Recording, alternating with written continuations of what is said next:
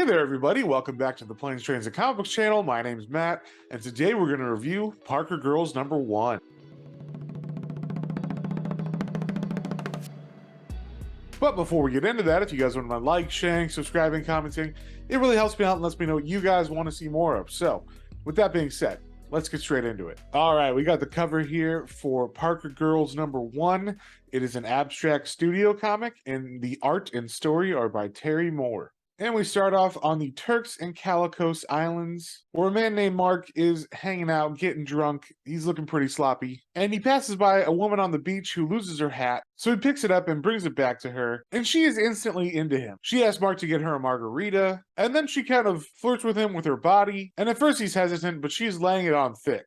And within the first 5 minutes of meeting this guy, she invites herself and him to have dinner tonight and go for like a moonlight walk on the beach. And he's just basically in disbelief because he's never had this kind of attention from a woman. So he does agree to go to dinner with her. And as Mark walks away, the woman, who's named Alex, sees another man following Mark on the beach. And apparently that man intends to kill Mark because he's got a knife, but Alex takes care of the man without issue.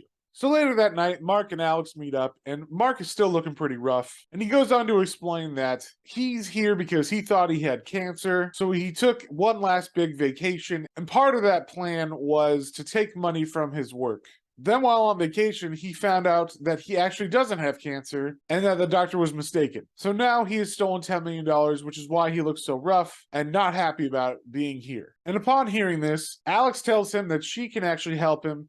She can turn his $10 million into 20 in one night. All they need to do is get to a computer and she can do some kind of cryptocurrency transfer and it will happen. So they go back to his room. She begins the crypto transfer, and while they're waiting, she begins to remove her clothes. And that's where I'm going to end it. I don't want to spoil anything else.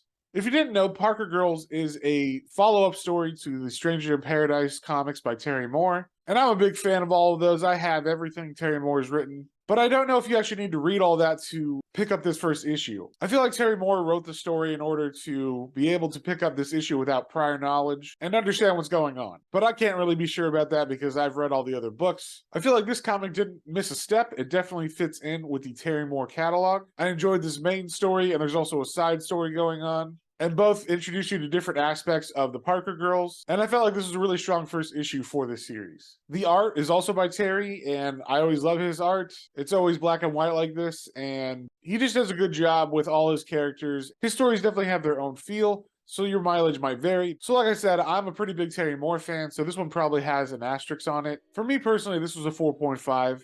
I enjoyed it a lot, and I can't wait to read what's going to happen next. But I can see if you're new to Terry Moore's comics and you don't have all the background from Stranger in Paradise, it might not hit as hard. Just know that going into this if you've never read his stuff. And if you saw anything you like, definitely go pick that up at your local comic book store, and we will see y'all in the next one.